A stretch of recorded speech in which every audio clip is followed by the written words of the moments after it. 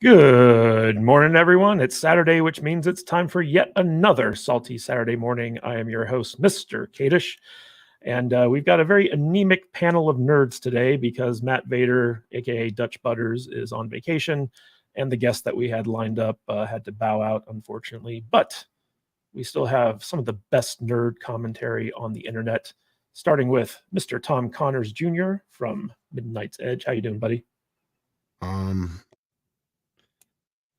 Are we live? Yes, we're live. It's my first time on YouTube.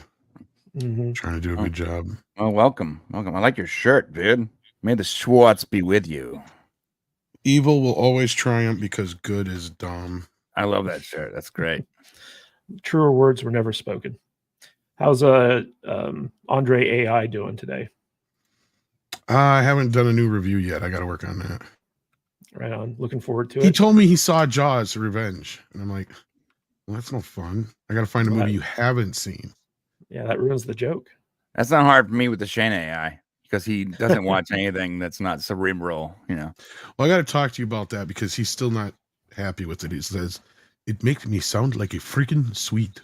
He says, he's not happy about that. I checked out that software that Matt told me to check out, 11, I think it's called, or whatever. 11 Labs, yeah. 11 Labs, and they have some impressive vocal stuff. Like, well, I sent you the one that I use, but yeah, I'll check that one out too. You should send me that one, Matt. But anyway, let's get the show on the road. Yeah, well, he's here. He's queer. He's our shield against everything intersectional and woke. We got Brian from the Popcast. What's up, Brian? Man? Glad to be part of this anemic stream, and I'm sure Odin will show up pretty soon. But let's get this party started, baby. Yes, the Lord of the Shelves, the King of Pineapple Pizza himself, will be joining us hopefully a little bit later. He usually is putting his kids down for a nap, and they're at that age where they're throwing up and pooping, so he's always like a little bit late. Yeah, but, babies are like. I thought you were talking about Odin. Yeah, babies are like he might be drunk people. They're just constantly throwing up on everything and pooping and saying random things, you know. Great. Well, guys, our goal for today's live stream is 10 new members, and we're already most of the way there, which we'll hit in about a minute. But we got a lot of topics we're going to cover today. We're going to be talking about Doctor Who. We're going to be talking about House of the Dragon, Rebel Moon, but we're going to be mostly talking about the Acolyte. And so if you want to leave a comment to let us know your views on this Don't video, leave, guys. Yeah, please do so. Also want to give a big shout out to Mephisto and the Real McCoy podcast. We are going to be redirecting you guys after this live stream is over to them, so you guys can get double dose of movie tube today. They're good guys over there, have a good little show that they do. Me and Tom have both been on it, so be sure to subscribe to the channel if you haven't already. We have a link in the chat and also in the description, I believe, if you guys want to check that out. And also go check out saltynerdclub.com. It takes you to our Patreon page. We got some movie commentaries over there, so if you like the salty nerds talking about movies, be sure to check that out. And right now, we got a couple of super chats to get to from Mexican Iron Man for $5. We'll catch the replay later, but here is my support chat for all you anti-Star Wars B-gut racist panelists. You people need to do better, LOL.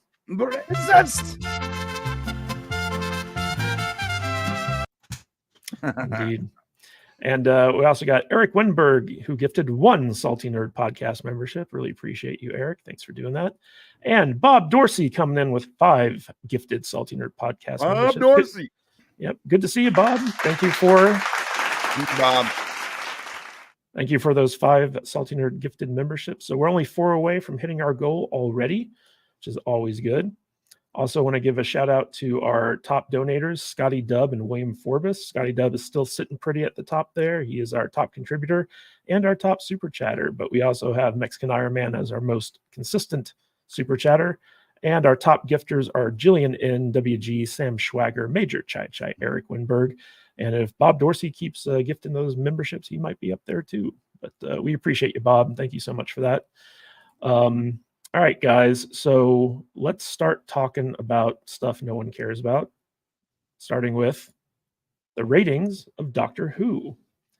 Now, you guys know that Russell T Davies, the guy who basically relaunched Doctor Who after it had been off the air for quite some time, came back to the program and relaunched it with he came out a long time ago. Well, yeah. Do you have your little cymbal crash? Bum.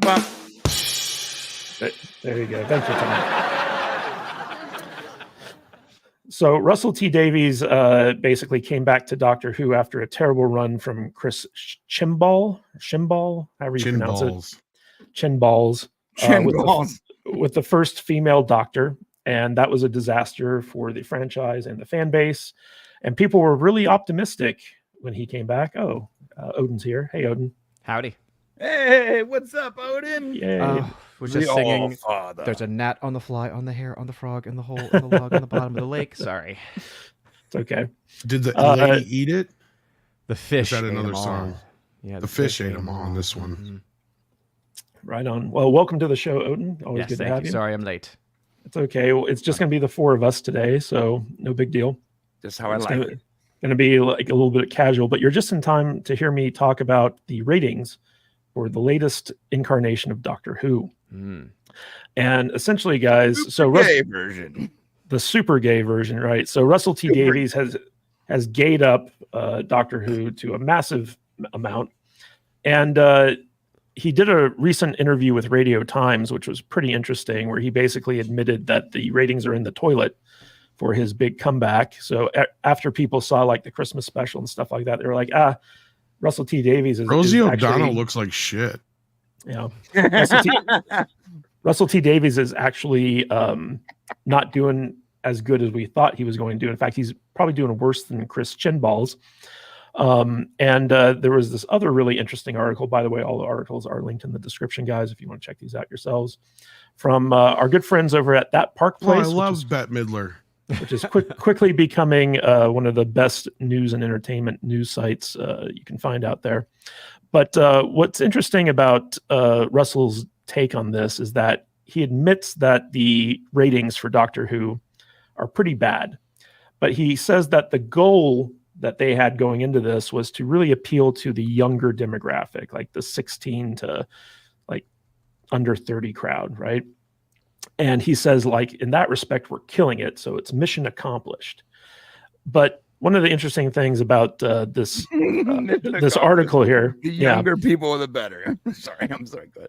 Well, you know, one of the things that they said is that young people don't watch TV anymore. You know, they're all on their devices and phones and stuff like that. And so their goal was to reach out to a younger audience demographic, and that they're killing it in that respect. But my question about this, and we're going to get into this a little bit deeper in a bit, is that if ratings are down, but your target demo is up, isn't that still like a net loss? So I want to throw this to Odin, since, you know, he's one of our friendly number geeks here. Odin, how do you think that they're justifying the terrible ratings for this by saying like, oh, we're up in the teen and college age demographic? The only thing I can think of, because especially in the age of streaming, like for TV, it's something that's a bit beyond me. It's like trying to figure out how Netflix and Disney and all these other companies like define what a view is, for instance. It makes your head spin.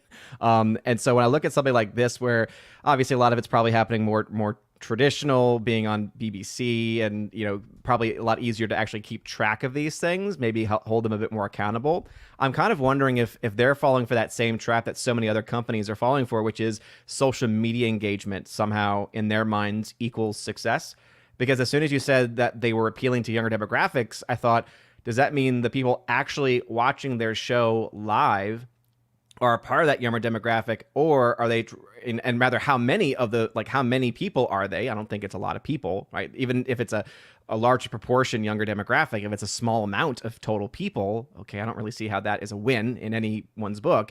Or is it that they are saying, oh, we're appealing to all of the woke bots, cult people on Twitter and on X and all the different social media platforms, and so our DEI score is going up so much because of this that therefore we're going to paint it into a success in our minds, when it's not actually one based on actual raw numbers and actual raw data. It's kind of what we've seen, I think, a lot of Hollywood productions do, a lot of worldwide. UK, of course, is a big proponent, it seems, especially on the BBC, of certain programs that push for this type of ideology. And so it seems like this is just kind of the same old coming out of them. And I think that the big question that we have to ask ourselves is, are they happy with an audience that is dying, right? It's like the mindset of people looking at opening weekends in 2024 and saying, hey, this opening weekend's fantastic. And then they realize, oh, but it's half the audience of what we had 10 years ago or 15 years ago, whatever the film or franchise might be. And so are they actually happy with that, knowing that they are getting less and less and less and less? I think Acolyte's a great example of that too, right? Of just less people watching, less time being consumed on your program. And so you're hitting those demographics maybe, and maybe you're winning some social media DEI points, but is it really a victory if no one, as far as total people, are actually watching your show? Well, here's the thing, Odin. So, I think it's been pretty clear that the storytelling for Doctor Who has been in steep decline for a number of years now. And the hardcore Doctor Who fans have been slowly alienated and pissed off, and like they just don't care. Russell T Davies says in this article from Radio Times, he says, in coming back, I wanted to make Doctor Who simpler, and I wanted to make the audience younger. Those two things are often not discussed. You read reactions to it and people are missing that. It's simpler and younger, and it's working. The under 16s and the 16 to 34-year-old audience as well is massive. And so he's kind of justifying the fact that the average Doctor Who episode only gets like 2 million views by saying that, like, people who are under 16 years old and in the 16 to 34 audience demographic is the bulk of our viewership. And I hate that. I hate it so much, because it's like, okay, if I have 10 people, let's say I'm giving a talk and 10 people show up and 8 of them are in that demographic range. 80% of my audience. Oh my gosh, no one else has ratings like these. It's like, amazing. It's only 10 people. Right. So it's like, oh my gosh, I hate when they do that. But here's the thing that Russell T Davies isn't saying, and it's the thing that a lot of people who have analyzed the story already have missed. And that is that Doctor Who is now being shown on Disney Plus. And everyone knows that Disney Plus has that younger audience demographic. Like if you look at the success of Percy Jackson, for instance, that was the under 16, the 16 to 34 age demo. And the only reason that they're up in those statistics is because Doctor Who is now available on Disney Plus, and those are the people who are watching it. Most normal age people or people who are head of the household and have their own families and stuff don't watch Disney Plus. They watch Netflix, right? So what Russell T Davies is saying here is actually very skewed in the sense that, okay, they're up in that demographic only because they are on a brand new distribution platform. If they were just solely on the BBC, they'd probably be pulling in less than 2 million views per episode and nowhere near have the access to the younger demographic. Do they count those views then? Like, are they in the 2 million? Are they counting the views from Disney Plus 2 into that number? Yes, they are. So therefore, it's that same funky math where, let's say 100 people watch 10 minutes of the episode, that counts as X amount of views. Yeah, so what happens here with Doctor Who in particular is, like, they'll premiere on the BBC, that'll be the 2 million views, and then over the course of 30 days, they factor in the views that they get from Disney Plus. Yeah. So they'll go up to as high as about 5 million views per episode, which is still like pretty terrible for this show. But they'll say like, oh, we're getting 3 million views from 13-year-olds to 34-year-olds, which is the demographic we're going after. And it's just kind of like, dude, you're missing the point here. If someone through Discovery was able to like unveil how many actual people have watched from beginning to end a given episode, and those are your views, so many of these companies would just be demolished overnight because their value would drop significantly. Yeah, but Tom, what do you think about this whole thing about Disney Plus kind of propping up Doctor Who at this point? Because audiences, by and large, seem to be rejecting it. Well, I mean, frankly, the only money they must have coming in is the Disney money. So that's probably why they're adhering more to the, gayness or whatever you want to put it. But the type of rhetoric that he's speaking is the same kind of stuff we heard Kathleen Kennedy say a while back. It's the exact same thing. They ain't worried about the old crowd. They're going to die. We want the youngins. We got to hook them while they're young. And that's what they're doing. They're trying anyway. Now, like you said, though, if you have a room of 8 people or 10 people and 8 of them happen to be in that demographic, well, of course you can say, well, we have this huge demographic here, blah, blah, blah, blah, blah. Do you, though? Because the numbers aren't showing that. You know, and I know we're going to get to the Acolyte, but I feel like it's going to be the same kind of thing where when you sit down and actually compare the amount of people that watch certain shows compared to that, I mean, at least with Doctor Who, it's the same show, so you can watch the decline, right? And another thing is, why is nobody pointing out that now that you've gained Disney Plus as a platform for viewers, how does the ratings go down? Wouldn't that normally, even just by pure numbers, wouldn't you have more viewers? Just even if, Yeah, you know what I mean? That's just, it doesn't make any sense to me. Like, you have more outlets now, but less viewers. That's like if you're saying, like, you know, you open up like 5 McDonald's in one town or something like that. It just, to me, it's just like, okay, so why are you even spreading yourself like this? Wasn't the BBC already its own thing? Why are you in bed with Disney now? And if you are in bed with Disney now, shouldn't that be helping you? I mean, I guess it may be helping them financially, but they're not gaining any ground anywhere. I'm not a Whovian or anything like that, but I mean, I remember when you guys were bitching about with the Lady Who in the last round, and I mean, these ratings are in the dump worse than that, and there's more possible viewers, so that doesn't make any sense. I mean, if you have something that's popular and you have more of it so more people can have it, you'll sell more, right? So why, it doesn't equate. Yeah, well, Lady Who was available on Max too, though. So I think that, like, they're going on this younger demographic, and I don't think the younger demographic is responding the way the older demographic was trying to hang in there with the Lady Who stuff. Yeah. Also, Brian, we had that study, and we've talked about it here on the show before, where younger audiences, they don't want all like the gay shit. They're like, we prefer stuff about friendship instead of like romance and like all this like weird stuff that's confusing us. Right. Tom's talked about it in depth before. And what's interesting is that, so like we've had a female Doctor Who, and then we've gone from the female to a black gay Doctor Who, and this whole thing. Yeah, as you do. And like there's this whole thing about representation on screen where it's like people only tune in if they see people like them on a show or in a movie. And so what does it say when like there's like no straight white men anywhere? It's like, if you're going by the logic that representation matters to viewers, then by eliminating straight white men, like you're basically cutting out the vast majority of your potential audience, right? And so like you become a very niche focused show to a very niche audience. Like how many black gay men are there out there compared to 12 straight black men or straight white men or like wherever the case may be. And also is it 13 now? I'm glad that you said 13 because it's so funny looking at the Rotten Tomatoes reviews, because if you look at the show ratings say 124 critics have reviewed this. If you go per episode, it's like 13. So 13 critics on Rotten Tomatoes are actually watching this show, and then randomly it goes up to 16 critics. It's compounded over every episode. They just keep adding up. They keep adding the same 13 people, right? Yeah, but Brian, like if representation matters so much, why do these people keep insisting on alienating the straight fan base? Because women obviously didn't show up for Jodie Whittaker's role. Like Tom said, we're gonna die. Apparently, I didn't know I was so sick.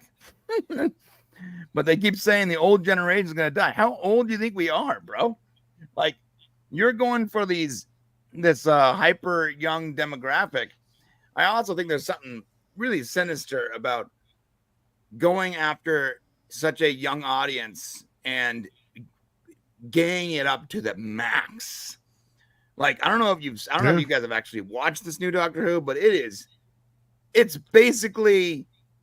just gay. It's gay first, trans second, Doctor Who third. It is so insanely over the top gay. It's something. So it's basically Doctor Who gay porn, is what you're saying. It's a this. Oh, gay, so gay. It's the porn parody of Doctor Who, but without anonymity. It's really bad. It's so insanely over the top gay. It's Doctor Who at a pride parade. And so I think there's something very sinister about them going after this younger demo and completely ignoring the older demo.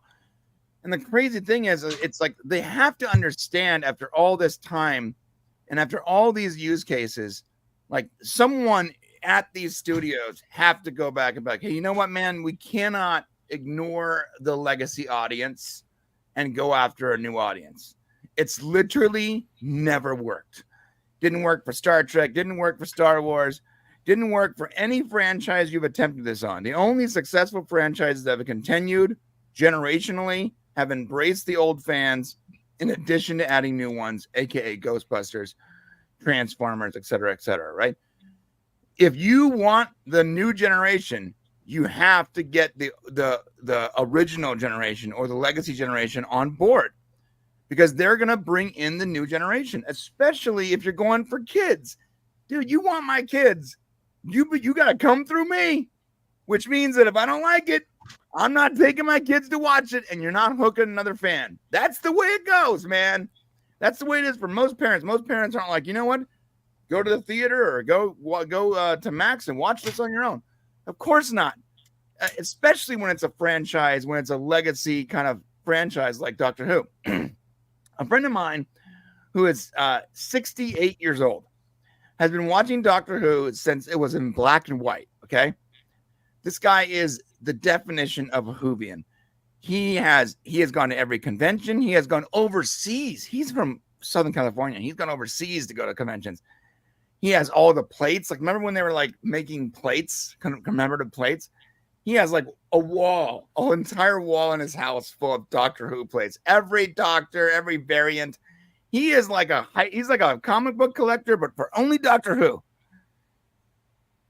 He stopped watching the gay Doctor Who after the Christmas special. He said, well, I'll revisit it when the entire thing is out. I don't know if they're trying to tell a story or what, but like, it's not really working for me right now. And I'm like, you've been watching since 1961, and this is when you decide to stop watching your favorite thing.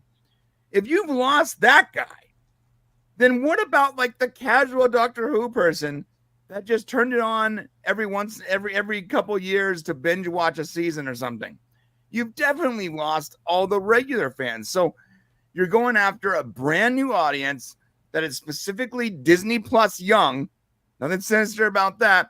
And you're amping up the gay, trans, woke, DEI stuff. And someone asked in the chat, well, here's a question. When does the money run out? I don't think the money does run out. And I don't know how it works, but something to do with ESG scores being high equals more money. And I can't figure out how, but they don't care if it's successful or not, because if their woke score is super high, then they're getting some kind of funds from someone. We don't really matter. Most of us are going to stay subscribed to the streaming service or not, right? In fact, when you remove the ad revenue from it, you really do remove a quality equation from the equation. You remove numbers, right? So I don't know how it affects their numbers, but I don't think they're running out of money. I think that the higher their ESG score, the higher their woke score, I think the more money they're getting via investments. Well, kind of. Also, you have to keep in mind the BBC is government funded, right? So as long as the government wants to give them money to make Doctor Who, they're going to do that. And they have a monopoly on TV over in the UK, right? So like, it's not like there's competition out there to, drive audience taste or what have you. Real quick, I want to give a big shout out to the queen of gifted memberships, Jillian N., who gifted us 5 Salty Nerd Podcast memberships. Jillian, thank you. Helped us hit our goal for today. It's really nice of you. Wendy Hunter, a member for 7 months. Good to see you, Wendy. Great to see you all. Yes, unfortunately, Dutch Butters is not here, but he is here in spirit. Then we got GJJ, a member for 11 months. He says, hail all. Hail GJJ. Good to see you. Then we got Ryan for 10 euros. Where is this bottomless pit of money for products nobody wants coming from, and when will it dry up? Well. Yeah, there's so much money out there, and a lot of these big corporations are, pushing these globalist agendas that, are all about breaking down borders and sovereignty and individuality and stuff like that. That until like we defeat those guys, this is never going to stop, in my opinion. Like it really is about I hate to say it, but McCarthy had it right with his communist witch hunts during in Hollywood during the the 50s, something like that. Yeah. And we're in this situation because Hollywood got infiltrated by these radicals. And, it got accelerated by the counterculture movement in the 60s, where basically like the old studio system got overthrown and you had a bunch of hippies that basically came into the artistic communities and took them over. And these are the ones who spawned the radicals that are out there today. I suggest everyone read this book. Okay. Can't see it. Okay. It's called Soviet Total War. Soviet Total War. This book came out in 1956. There's a entire section about how to take over the United States, how to take over the West, and it specifically lays out a plan for taking over the entertainment, university, and higher learning institutions. And the way it does it is they slowly work their way in the exact same way they've done. You think it's like the socialist, the communist movement is right. It's happening. It's been happening for 60 years now. You go after the kids and you go after the culture. And between those two, that's what influences the politics. Kids and culture. And they literally wrote down the plan and released a book that we can all read, and most of us ignored it. It's crazy. And if you guys really want to go down a rabbit hole, go search for Yuri Bezimov in YouTube. He was a former Russian spy. He basically lays out exactly what Russia's plan was to overthrow the United States, and it's happening right now. So yeah, you can also look up the story of Bella Dodd and the infiltration of the Catholic Church by communists. There you go. Yeah. Jillian Ann, a member for 10 months. Davies has an ego the size of the TARDIS interior.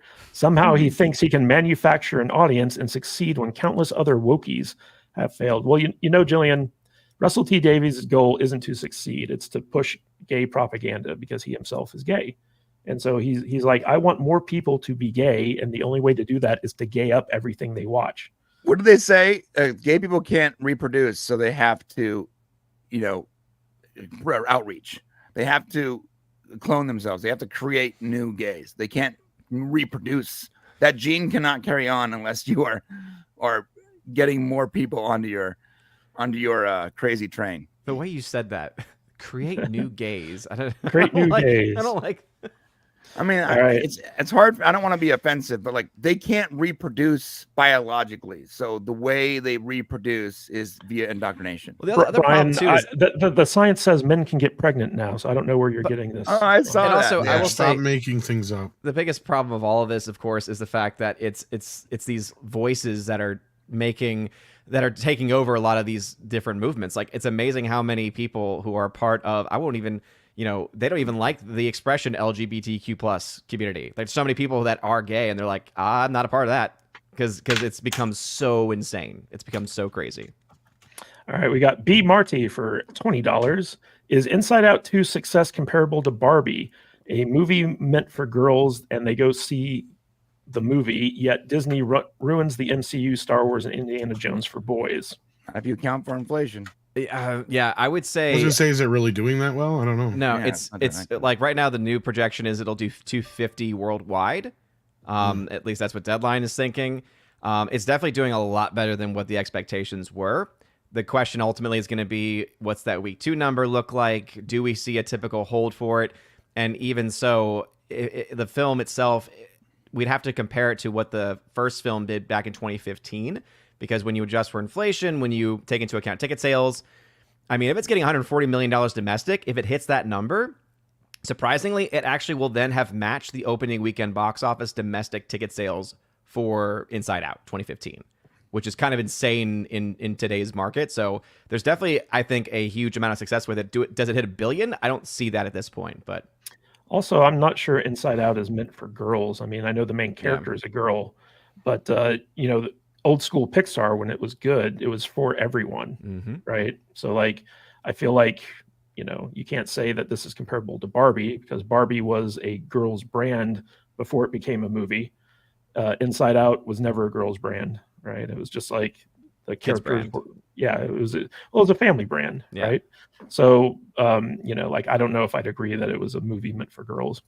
The only argument there might be the fact that because it is a family film, most of the time it's going to be the mom going with the kids in most situations. So you do typically, in most kids movies, you'll see that demographically, it'll have a higher female demographic than male demographic, actually. But that makes more sense when you're like, oh, because the moms are the ones bringing. All right. Well, B. Marty, thanks for that $20. Darth Maul's lower half member for 6 months. I keep thinking about Data in the Next Generation saying that television did not have lasted as a form of entertainment beyond the year 2040. We're almost there.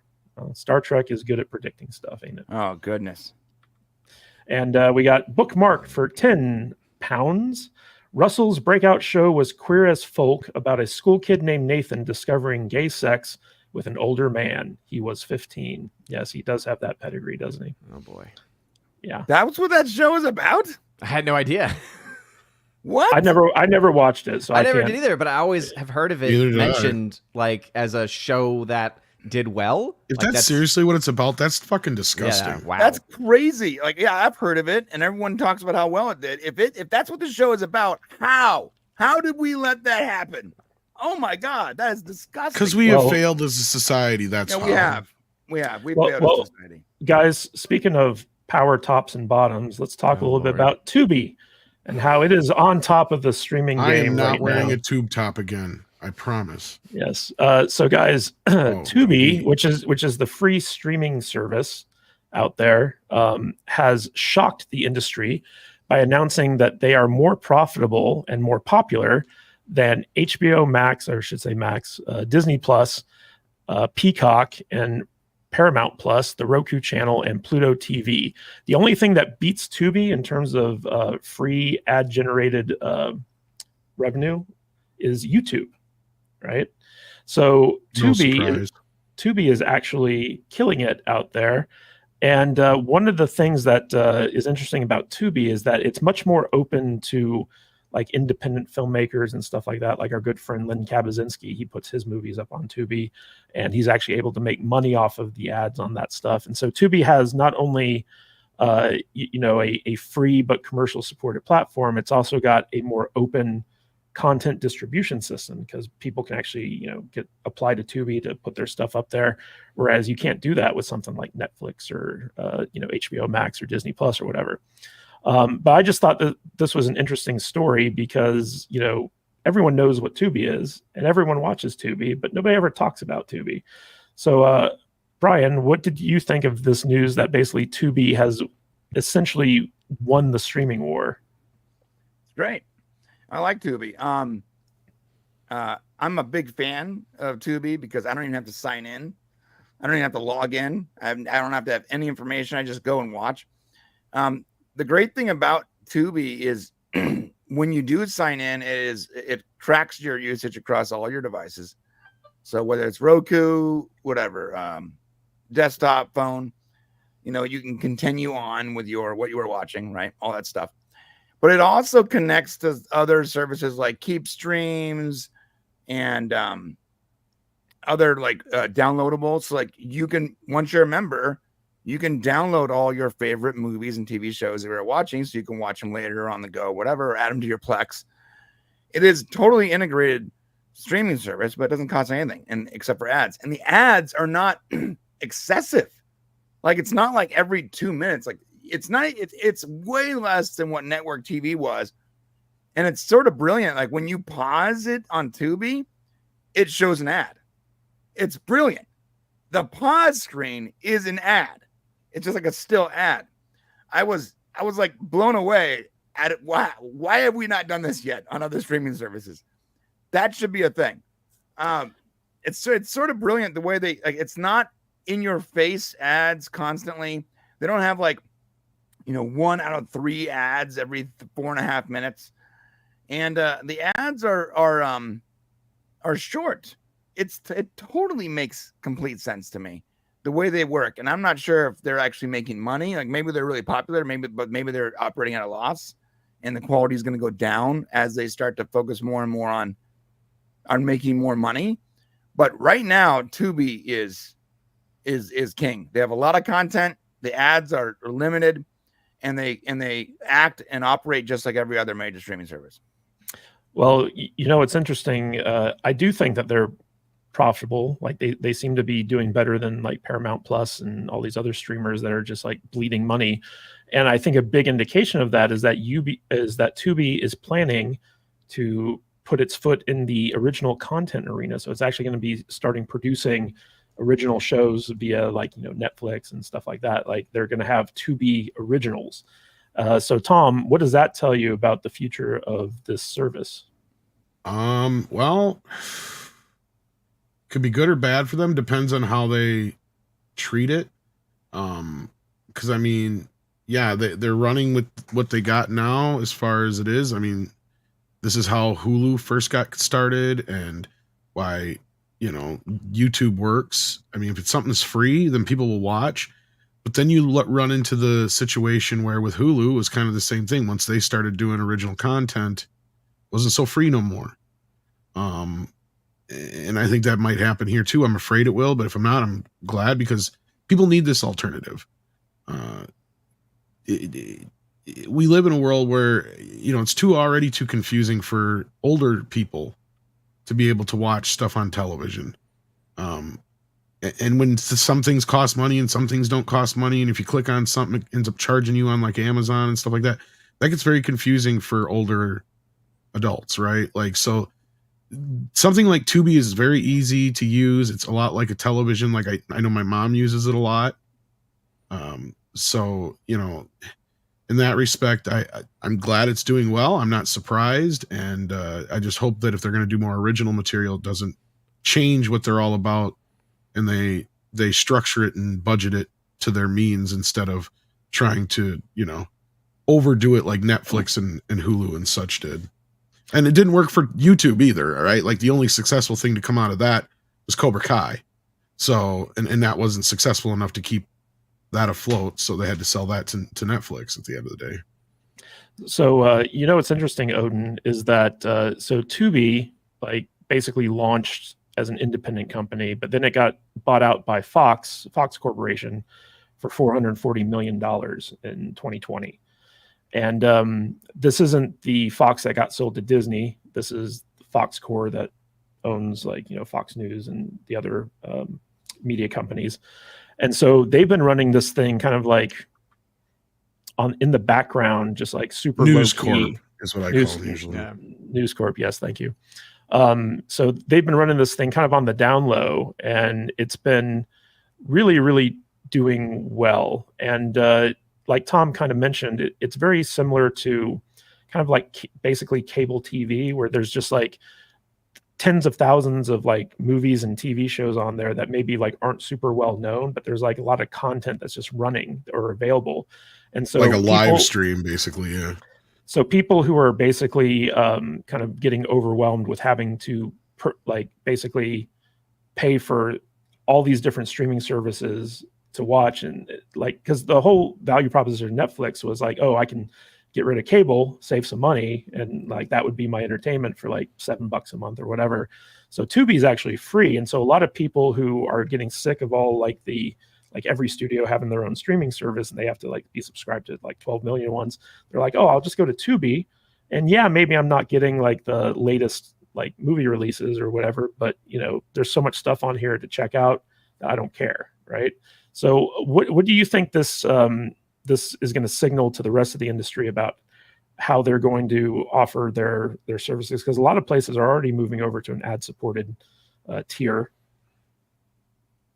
Yeah, no, I think what's going to be interesting is the fact that the other services, though, have from the beginning been known as, you pay for views, right? That you are paying for specific content to get access to it. And so they have never really had the market or I guess you could say even target demographic that Tubi is going for. Because whereas, obviously some of y'all have used Tubi or are using Tubi, I've never used it because I hate ads with a passion. So like that's one of the reasons why I don't really watch TV anymore either, because I just got so sick of the ads. Even when I watch because I have YouTube TV, and so I'll watch wrestling, I'll catch up with like Monday Night Raw or something like that, and I'll always like with like as soon as an ad comes on, I'm like skipping through it because I'm like, nope, I don't like ads. I hate them with a fiery passion. But there are clearly a lot of people that don't mind them, right? And I think that there is a different demographic out there that maybe don't have that same disposable income to pay for a Netflix, to pay for it's kind of the, I guess you could even say like the Redbox crowd, right? Whereas like Redbox is still around because there are clearly people that don't have the money to maybe have a Netflix, but they have enough to give a couple dollars to get a movie that they want to actually have access to, right?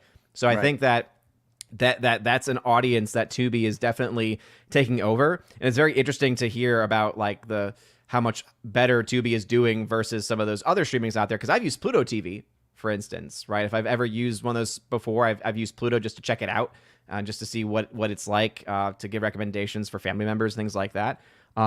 But I think that, yeah, it's going to be interesting if these other companies that have a very different demographic of people trying to now go for the one that Tubi's going for. I don't think people are going to switch over, because I think that, again, in people's minds, they're going to already have, because of the cultural impression that's already been left on us. It's kind of like with Twitter, right? I still call it Twitter. Most people still call it Twitter because that has been ingrained in our minds, right? You know, Elon's trying to make it X and pushing that. And obviously some people are, you know, kind of moving along with it. But in my head, it's still a tweet. It's still a retweet. It's still it is still Twitter itself, right? And so I think that's something similar where people are going to say, oh, Netflix is offering an ad-free tier, but that's Netflix. And also if they're adding ad-free or ad stuff, it's like, well, I already have Tubi, so why would I want to have another thing to confuse me, right? Because there are people who want more simplified experiences and having one place to go. And if Tubi has a lot of content, and seemingly it does have a lot of content that makes people happy, I don't think people would automatically then start branching out because others are offering ad experiences, right? Well, what's interesting about Tubi also is that because they're just like, hey, we'll take any type of content as long as it meets certain standards. Independent like content creators can actually upload stuff to Tubi, and they get paid based off of how many ads are run during their stuff. And so if you can like crowdsource like a Tubi viewership for like your movie or TV show or whatever, then you could actually make money off of it, off of Tubi. They're kind of following the YouTube model in that respect. So I just find it interesting that that because like everyone I know watches Tubi, right? Or has watched Tubi at a certain point. And like Brian said, the ads, like if you watch Peacock, for instance, the ads on Peacock are so obnoxious. Like they happen so often. They're like 3 minutes of ads. And that's even for the paid tier, because they have a paid tier with limited ads. And I'm like, if this is the paid tier ad breaks, I'd hate to see what the free tier is. Yeah, I just buy the regular. I buy the ad-free experience on that platform because it's not worth the ads. It's too much. Exactly. But like when you get to the point where you're subscribed to 5 or 6 different, you know, ad-free streaming services, you're basically paying for cable at that point, right? You're paying a couple $100 a month. And you know what? F Paramount Plus. F them. Because even though I pay for no ads, even though I shouldn't even have that stupid service, but even though I pay for no ads, I cannot start a brand new show or episode or something without them showing me a RuPaul drag queen ad. And I had this conversation on like a monthly basis. If I'm paying for no ads, why the F am I watching an ad? Because it's a preview, not an ad. A preview, yeah. Well, F you. First off, it's a preview. I agree. They're Kind stupid. of offensive. I'm sitting there trying to watch an old show of my kids, and now there's a bunch of men pronouncing around on stage acting like women in 9-inch heels. F you.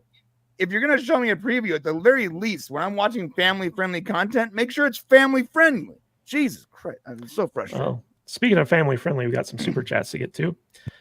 Major Chai Chai, a member for 5 months. He didn't include anything in his member chat, but Major Chai Chai, we really appreciate you, especially your generosity, because even though he didn't gift any memberships because we hit our goal, he did gift $20 in a super chat. Since you've already reached your membership goal today, here's $20. Thank you so much, Major Chai Chai. I really appreciate you. And of course, Bob Dorsey for $20. I am 8 minutes behind. This isn't about running a business. You guys need to stop thinking like that. This is about ESG and pushing the message. BlackRock has invested in this industry. They can continue to bail out. And he follows that up with a $5 super chat that says, Brian just said what my super chat was about. Sorry for the critique. Beat you to it, Bob. Yeah, you did. But Bob, you are not wrong. Like you have, was it Vanguard and BlackRock and all these Vanguard, like, BlackRock. They all sound like organizations Lex Luthor would start too. Yeah, Vanguard Industries. They're like the secret organization James Bond would be like infiltrating and taking down or something we like need that. to infiltrate the Black Rock. Exactly. A bunch of villain outfits, dude. Yeah, but those guys, they have so much money, like they just don't know what to do with it. And so like they're just trying to influence the world in a negative way. Speaking of negative influences, guys, I want to talk to you about the Acolyte, episode 3.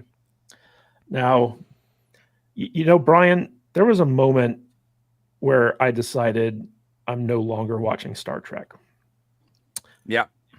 And that moment was at the end of Discovery season 3, where we found out that every warp drive in the universe stopped working because a Kelpian had a temper tantrum. Yeah, a Kelpian child, right? Yeah. And basically he grew up on this like dilithium planet, and so his body vibrated at the same frequency, and so when he got emotional, it somehow destroyed all dilithium in the universe. Yeah, and, science don't make any sense there. Yeah. And like leading up to that in seasons 1 and 2 of Discovery, there were so many like dumb things, like for instance, in season 2 where they had like the lights that lit up across the galaxy. It's like light doesn't work that way, you know, like, but they were small enough where you could kind of like excuse them as just being dumb. Right. But when it got to season 3, like the big reveal of the season was that this Kelpian had a temper tantrum and basically destroyed all warp drives. Talk about a disappointing reveal. Even though like, you weren't even expecting much, like that was like, really? That's what we're going with? That was the solution to the mystery of the season. And when I got to that point, I was like, you know what? I honestly don't care about Star Trek anymore. Yeah. Yeah, I watched some episodes of Strange New Worlds, but my love of the show was effectively dead. Right. And when it comes to Star Wars, I've always been kind of like the eternal optimist, even though there's far more bad Star Wars than good Star Wars. Just growing up, watching A New Hope and The Empire Strikes Back, that was like, you know, when I was very young, my dad was stationed in Germany. And so the only English language stuff we had were VHSs that family in the US would send us. And we got that VHS of Star Wars, and I watched that thing on repeat. That was a huge part of my childhood, and I loved it. And I played with all the toys and all that stuff. And it was like, you know, I wanted to be Luke Skywalker when I grew up, right? I wanted to be like the mystical knight who, never gave up on his family and was like the hero at the end of the day and all this other stuff. And it got to the point a long time ago that Star Wars was just obviously on a bad road that it was not going to veer from. But I still would like watch things with like a little modicum of, you know, hope and interest and passion. Like, I think a lot of people who say that Star Wars fans are toxic, it's not that they're toxic, it's that they're passionate. They actually love Star Wars and they hate what's being done to it. Right. And when you see that level of toxicity, it's because the audience is by and large rejecting what is being done to the franchise, because they still want it to be good. They still hold out hope that Star Wars can like recover and be good. And that segment of the Star Wars fan base is becoming less and less as time goes on. Like, I even liked Andor, but Andor wasn't really a good Star Wars show, right? It wasn't really about what made Star Wars kind of unique or special. It was kind of like a nitty gritty day in the life, very slow, almost Breaking Bad style of, you know, storytelling set in the Star Wars universe. But then you have total abominations like Book of Boba Fett, Obi-Wan, Ahsoka. And the more of this stuff that we get exposed to, the more we realize that the Star Wars that we grew up loving is never coming back. And the more changes they make to the canon, the more you realize that if I keep investing myself in this franchise going forward, it's actively going to ruin the stuff I love. Right. The first time that sprung into my mind was when I was watching The Last Jedi for the first time, and they had that fucking Holdo maneuver where purple-haired feminist studies lesbian decides to. It took you till then to get upset with that movie? Well, I was trying to give it the benefit of the doubt because I hadn't finished watching it yet. But Yeah, at that episode point, 8 is where I died. Yeah. at that point, when she hyperdrives into an entire fleet and basically decimates them, I was like, that retroactively destroys Return of the Jedi. It destroys Empire Strikes Back. It destroys A New Hope. Because it's like, why didn't the rebellion just strap a hyperdrive onto like an asteroid and shoot it at the Death Star or something like that? Like, or why didn't they just sacrifice a ship to like plow into a planet or something like that? Like, I mean, I checked out after Leia turned into Mary Poppins, but okay. I mean, like, yeah, that was. I mean, I get what you're saying. I get what you're saying, but yeah. But I mean, in terms of the lore, in terms of like looking at it from a lore perspective, if a hyperspace, ship or whatever, moving at sublight speeds or hyperspace speeds or whatever you want to call it, if they can just crash into whatever and annihilate it, no matter what size it is, why bother building a Death Star? Why bother putting the resources into something like that? So that was like the first time I actively felt that the canon of Star Wars was horribly destroyed until this episode of The Acolyte. So the first 2 episodes were pretty awful, but they were awful in a dumb way, right? Where it was just bad writing, bad directing, bad acting, bad Star Wars, bad TV, whatever. This episode changes canon, right, in some very significant ways. It's no longer the Force, it's the thread. None of this stuff made sense. Fire can burn down rock, stone, concrete, and metal, apparently. I'm often wondering, like, while I'm watching the show, do people from New York and LA not know how fire works? They don't know how fire works. Have they never gone camping in their lives to, realize that concrete doesn't burn? Fireworks like this mystical thing to them. Yeah. So first of all, I'm just going to go through some nitpicks I have with this episode, and then I'm going to throw it to the panel here. So first of all, the twins that they got to play the sisters didn't look anything alike. I don't know what the thought was there in casting those two, but they were also some of the most terrible child actors I think I've ever seen. And that's saying a lot from Star Wars because they're pretty well known for terrible child actors. I blame the director more than anyone else, though, because even a young actor or actress who is not good or who is very green can be brought to bring about a competent performance. So I put more of that on the director. I'm always very careful to not go after kids. And I'm not saying that that's what you're doing, but I want to say the director holds, I think, the bigger responsibility for those performances. But also, they both have the same hairstyle that they have 16 years later. It's very odd. I've had the same hairstyle for 16 years, to be fair. Yeah. Did you have the same hairstyle when you were 10? Ask me. Well, no. There you go. All right. So there was that. There was obviously like the whole fact that it's a coven of lesbians, essentially. And I'm like, there's like what, maybe 20 or 30 of them, and yet they have this massive compound built inside a mountain. It's like, how did they do that with that few of people, right? They colonized it. That's what they did. They could have just had a line in there where it's like, we found this abandoned outpost on, from the Republic, and we're squatting in it or something like that. Or they could have just had like a little village kind of built up against the side of a mountain. And then at least that would make sense that a fire would. Well, I see where Matt's everything. coming from, because I've seen the video where the 2 lesbians can't even change a battery. I can't believe that they could build a whole society like this. Just no. Yeah. But I haven't seen the show. I've only seen bits and pieces, to be fair. But they have the thread. Yeah, so basically it's kind of funny because in the first episode, one of the big things people made fun of is that at the end where Smilo Ren is saying that you can't kill a Jedi with lasers or steel or anything like that, even though that episode opened up with a Jedi being killed by a knife, which is steel. And so like there's all these examples of like it's almost like they didn't read their own script before they like put the episode together. And like with this one, you have the main thread mother who's like explaining the thread, and it's like, some would use this to attack, but you never use it to attack. And then like she proceeds to attack other people using it. Yeah. And then she also like throws like the two kids down because they're fighting, being annoying with each other.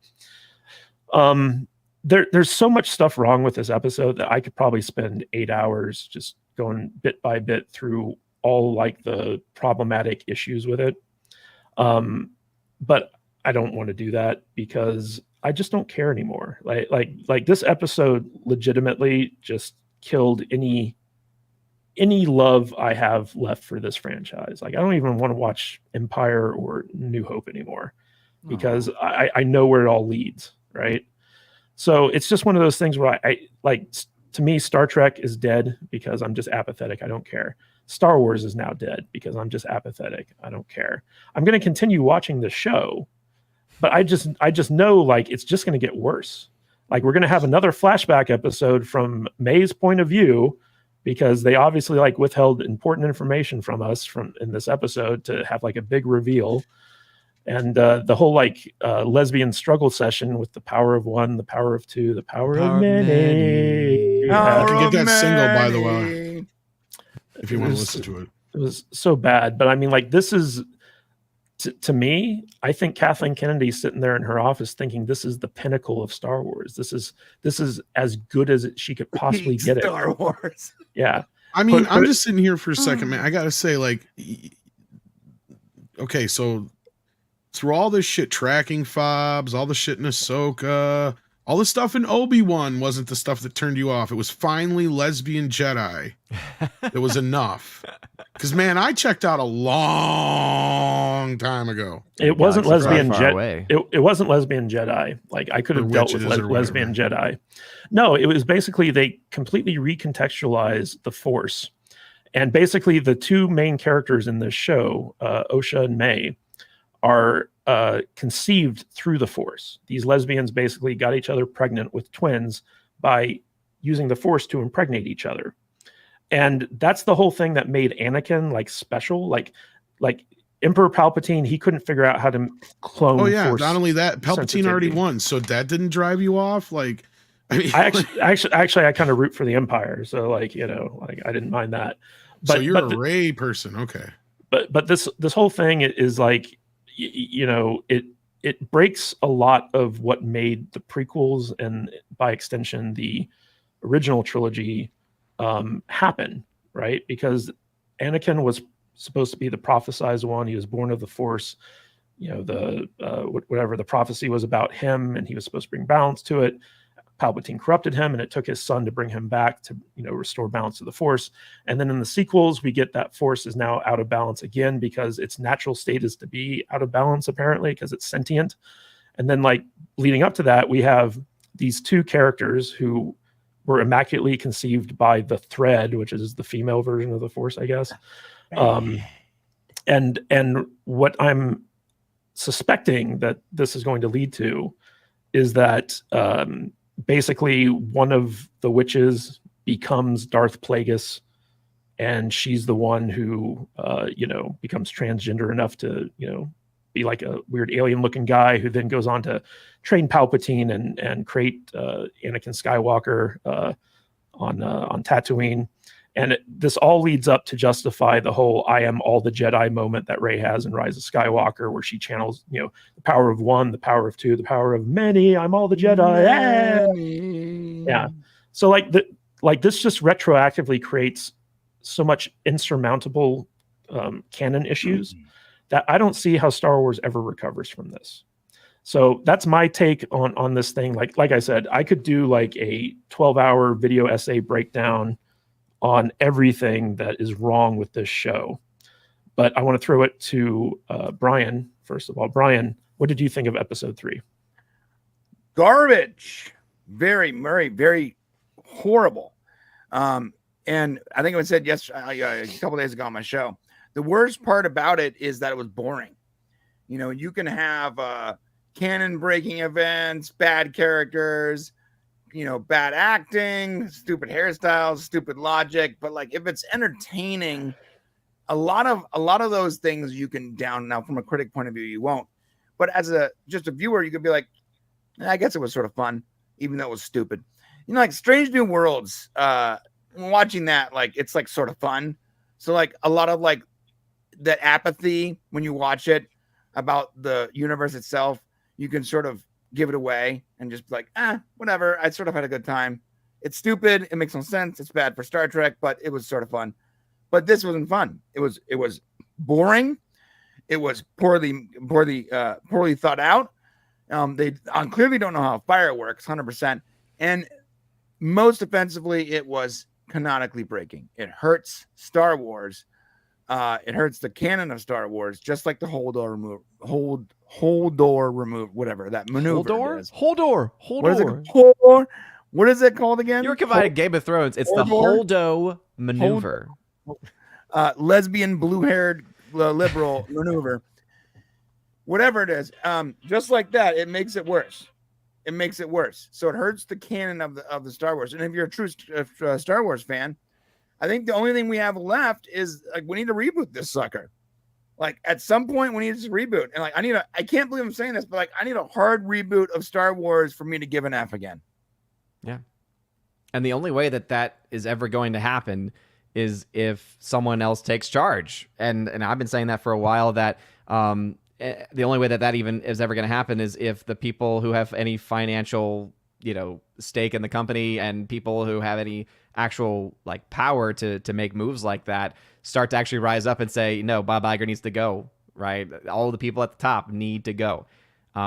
Because if that does not happen, then there is not going to be a reboot, right? There won't be no reboot. No, there's just not, and all the I don't rumors even think they can.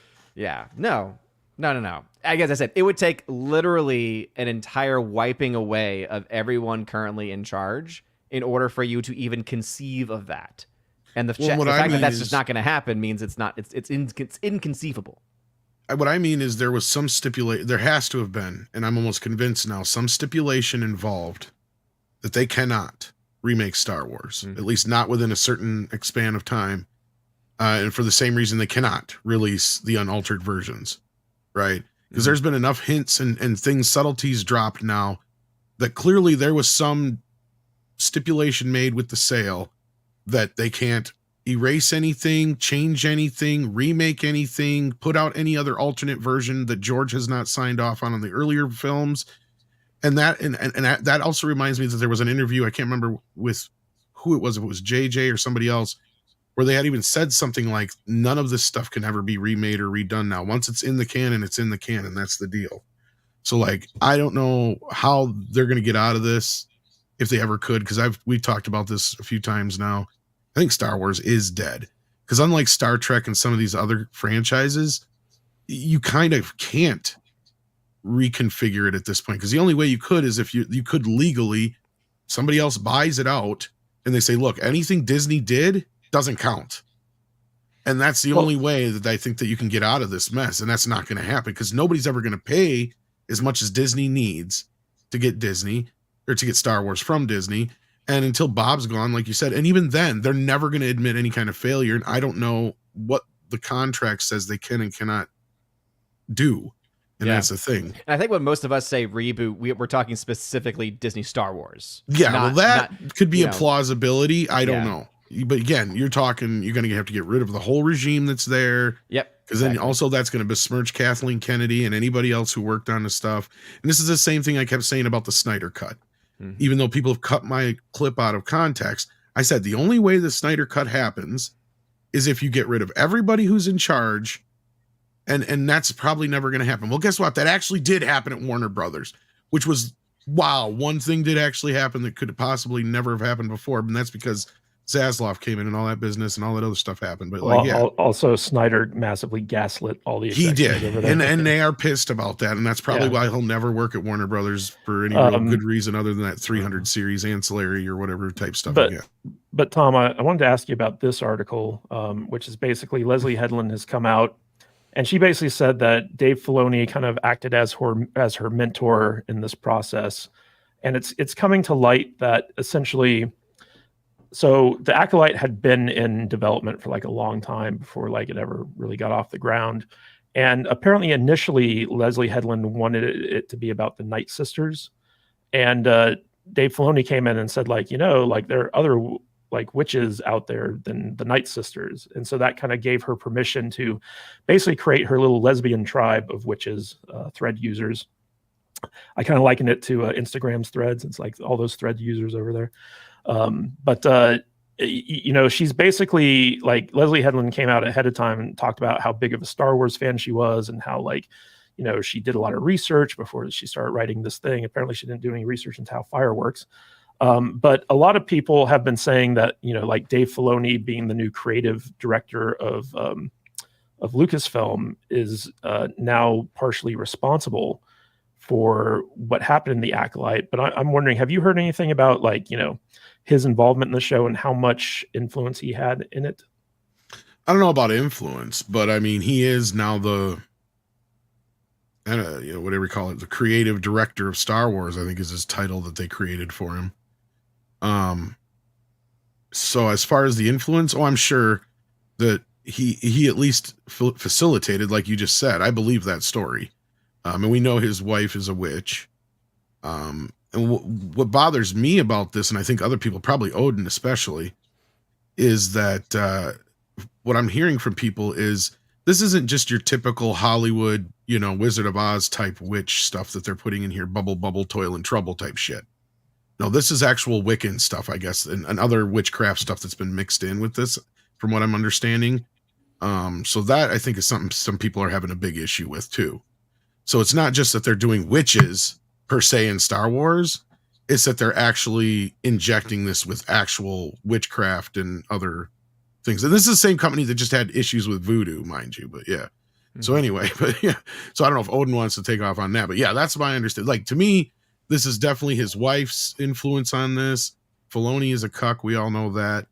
And clearly she's into this stuff. So yeah, he's a Joss Whedon style male feminist for sure. But there are two things I want to talk to Odin about. The first thing is I want to get his take on episode 3, and then I want to talk to him about the numbers of the viewerships that's going on here. So Odin, what did you think of the Acolyte episode 3? Well, it's like beating a dead horse at this point, right? I hated it. Everything about it just screamed bad fan fiction without the fan. Like, again, the entire time I was watching it, I said, this is being written as if it were being written by someone who had heard about Star Wars, had some general knowledge of Star Wars, but never had watched the films, never had read an actual book, never dove into the actual content of the story, of the world, and then decided, hey, I'm going to write my own Star Wars story based off of my own understanding of what Star Wars is. Meaning it's from someone who it seems just has no knowledge. Now, that's how it comes across.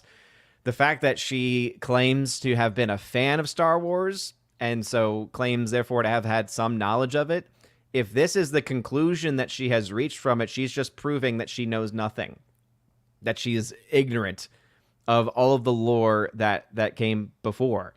And there's just so many moments too, like, because there's the general things, right, that people have been talking about. Obviously, the as I describe it, the lesbian death cult, because that's exactly what they are. They are a lesbian death cult.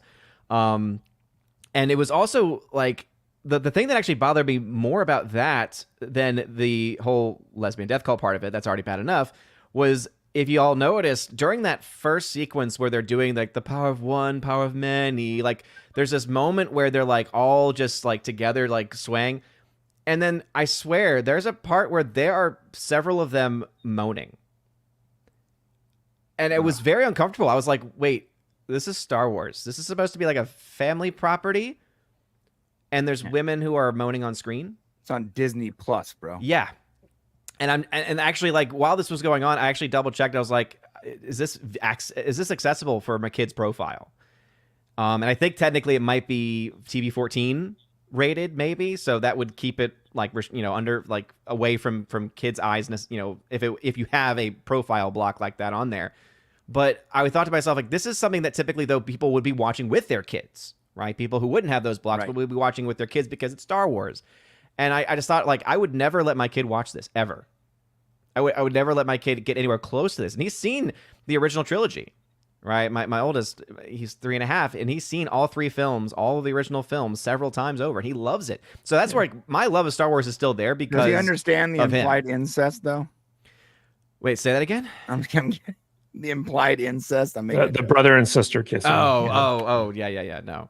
No. But no, like, so I like that's already a bad thing in of itself, right? With all that garbage happening the way that it is. And then the direction also is garbage too. And like people are making a big deal about apparently this director is well known for doing certain things like really, really well. I'd never heard of him personally, so I don't know if he's good at the content he typically does do direction for, but I can tell you he's not an actor's director because all of the acting sucked. You know, going back to the comment I made earlier, Matt, when you were, going through your thoughts, like the reason why the kids' performances were so bad was because of him, was because there was no one actually directing them. And you could tell that because when they're supposed to be fighting, anyone who's a parent or anyone who's even like worked summer camp before where you've had kids fight, you're like, wow, I don't believe that for a second. Well, You felt like it was like the direction was, all right, pretend to fight. Hey, you. Hey. It's like, just what? to interject there, Odin. Yeah. So I've noticed that ever since Filoni has kind of like risen up in Lucasfilm, like he's very much a disciple of George Lucas. Like he kind of worships the guy. Yeah. And after seeing Ahsoka, I'm convinced that he's forcing all actors to act like George is directing them, and George is all about he has no idea how human emotions work. Yeah. And so therefore he doesn't know how to direct actors. And so you have Oscar-winning actors in the prequels, Mm-hmm. and they are delivering some of the worst performances I've ever seen on screen. Mm-hmm. And I feel like Filoni forces the directors to follow that style because he feels like it's consistent with George's vision, which is really You're giving weird. him way too much credit. He's just an untalented hack. Let's be real about it. Well, I mean, there's that too, right? Like a talented hack would at least know to try to do his own thing. But what I want to ask you about, Odin, is really there's this interesting article over on Collider where it talks about comparing the Acolyte's viewership numbers to Ahsoka's viewership numbers. And, Disney came out when the Acolyte premiered and said like, oh, this is like the top performing premiere of the year on Disney Plus and blah, blah, blah. But basically the Acolyte received on Tuesday during rush hour. The Acolyte received 11 million less views than Ahsoka's premiere. But Ahsoka had like lots of, lore and animated stuff leading up to its first live action thing. Like they had put Ahsoka in The Mandalorian, leading up to this. So like there was interest there, right? So that can explain why the Acolyte's viewership numbers are a little bit bigger. But we've had a lot of fun talking about how Disney likes to basically fudge numbers and lie about stuff when it comes to how successful these things are. And I feel like drop off is going to be an interesting kind of metric here. It's like how many people watched the premiere of The Acolyte, but then didn't bother to tune in after episode 3 or something like that. Like to me, that's going to be the more interesting metric there. Yeah. But this article basically says that because Disney is making fewer projects, they're going to be of higher quality. And I don't know how you can make that argument between Ahsoka and like the highest quality Star Wars show that we've gotten has been Andor, just full stop. Like that show was amazingly shot, amazingly beautiful. The cinematography in The Acolyte is muddy.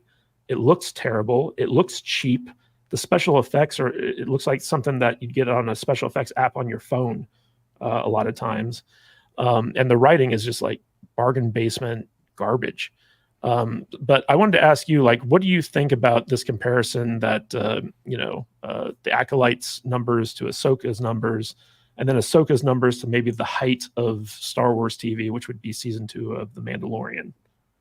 Yeah, no, I mean, I think that what it shows us is it shows us in real time the continuous, long, never-ending death of Star Wars, right? Because we've, like, the death of Star Wars has been named several times now, but you first see it in the movies, right? You see Force Awakens, this huge behemoth, well over $2 billion, but then The Last Jedi, 1.3 billion.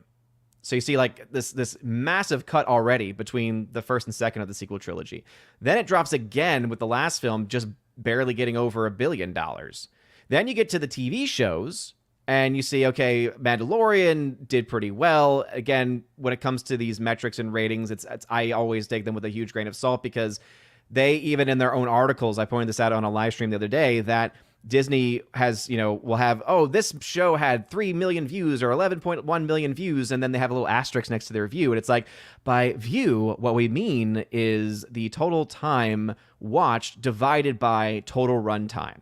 So what that means is if, let's say, 5 people, or let's say there's an hour episode, even though obviously we know the show ain't got any hour episodes, but let's assume that there is. If 6 people watch 10 minutes of the show, that counts as 1 view. So even though none of them actually watch the entire show, they still get a view because their 10 minutes add up to the 60-minute runtime, if that was the actual runtime.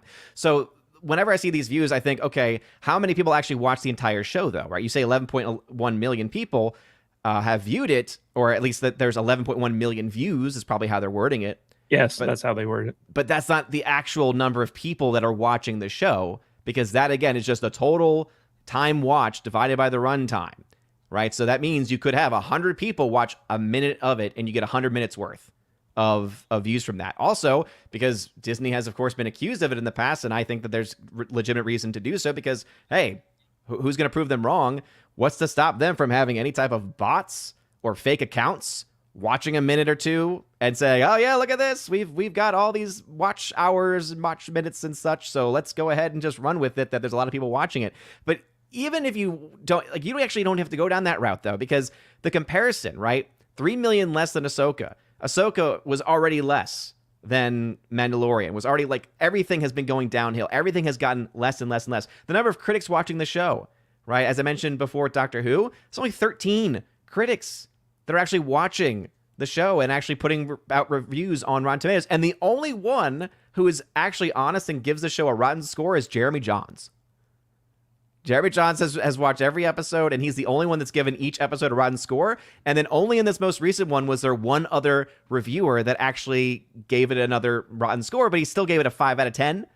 And so he still, like, gave it a positive spin, I guess. This guy, Jeffrey Lyles. Too, is a bunch of my liberal friends on Twitter are all flaming Johns now. Oh, it looks like I'm done watching Jeremy Johns. Like, why are you making this political? It's a garbage episode of television. Oh, yeah. Also, I watched John's review of episode 3.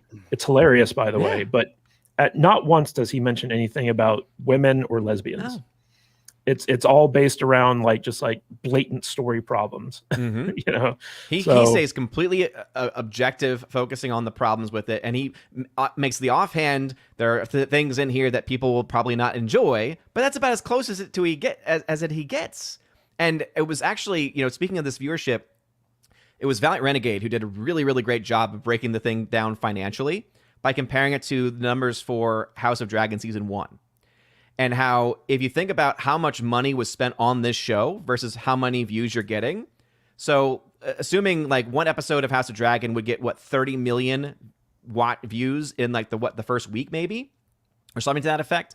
And you're talking about just from the United States, right? That's just the US audience that they're accounting for there. And then you compare that to Acolyte, which is getting 11 million views in 5 days. Okay, already you're looking at a pretty big discrepancy there. And also that 11 million, that is worldwide. That's not just the United States. That's all of Disney Plus, no matter where you are in the world. And as I mentioned, a view is not really a view when you break those things down. When you think about the amount of money, it's about $200 million that was put into roughly Season 1 of House of Dragon, $180 million put into this one.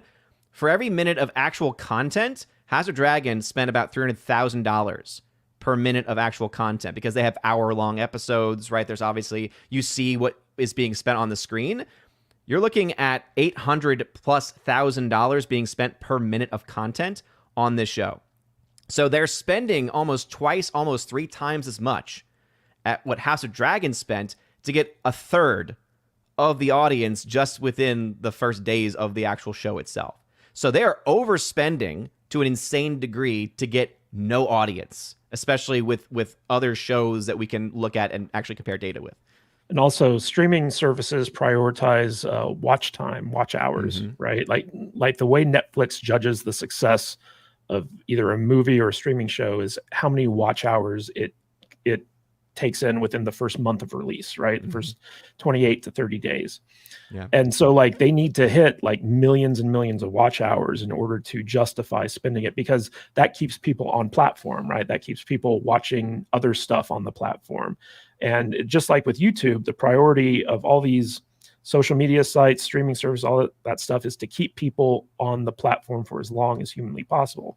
And when you have a situation where you're spending this much money on like half-hour episodes where people aren't watching through the entire season, or people aren't even finishing the episodes, like there is a huge lack of watch hours in total for these things, which basically means that it's a failure ultimately, because it's not keeping people on the platform.